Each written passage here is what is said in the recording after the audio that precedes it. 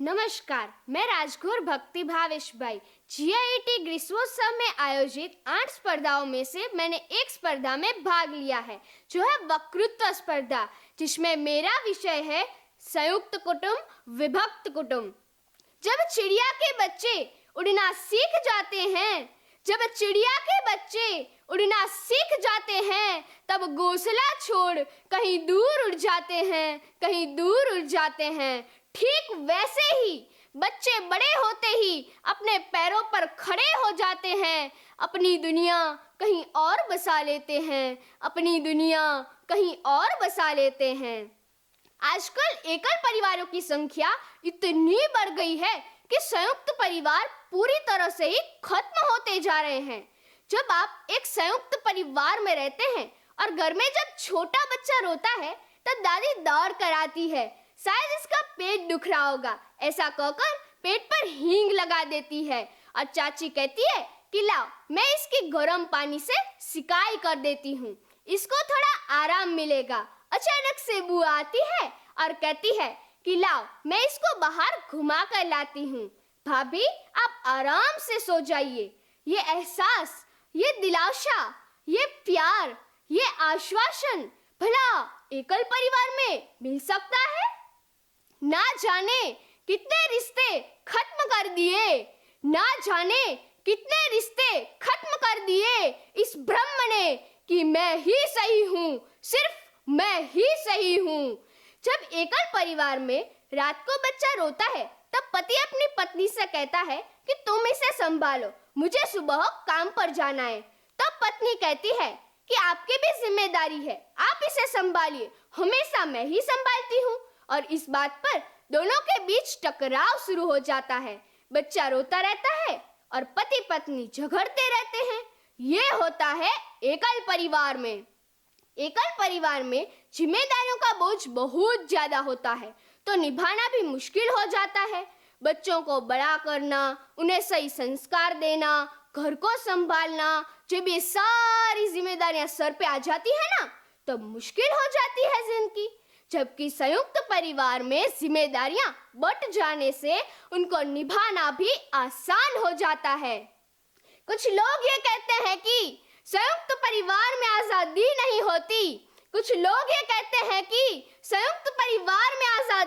होती, जो एकल परिवार में होती है। उन्हें क्या पता कि अपनों का साथ बहुत आवश्यक है। जो सुख हो तो बढ़ जाता है और दुख हो तो बढ़ जाता है।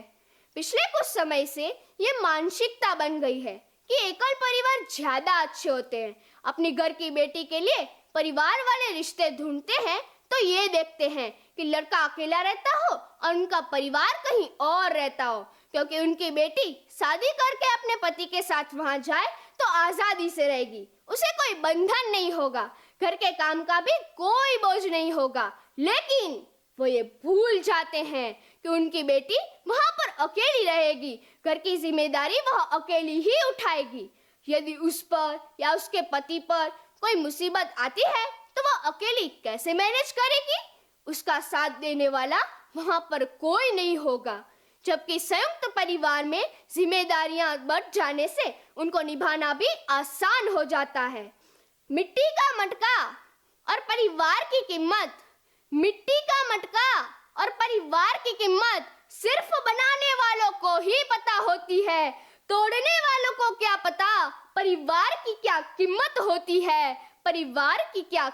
होती है।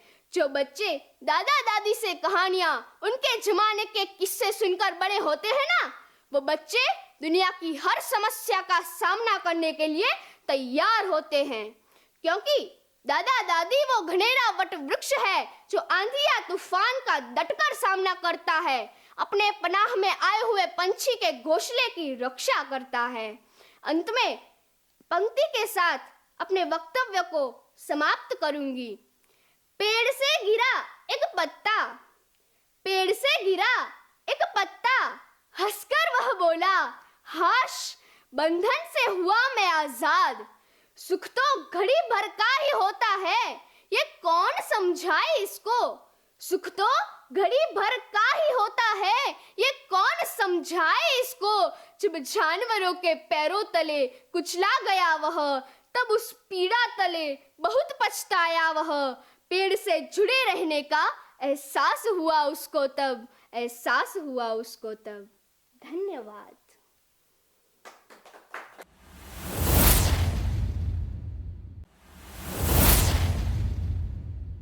નમસ્કાર, હું રાજગોર ગીતા. અમારી દીકરી રાજગોર ભક્તિ જે ભુજની શ્રી માતૃછાયા કન્યા વિદ્યાલયમાં અભ્યાસ કરે છે, તેને નાનપણથી જ વક્તૃત્વનો ખૂબ જ શોખ હતો. તે શાળામાં પણ વક્તૃત્વમાં રહે છે અને નંબર પણ લઈ આવે છે.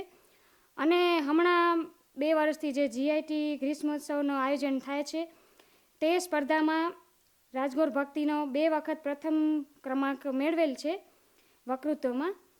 અને અમને પણ GIT દ્વારા જે પ્રોત્સાહન મળ્યો તે બદલ ભક્તિ અને અમારા તરફથી ખૂબ ખૂબ ધન્યવાદ.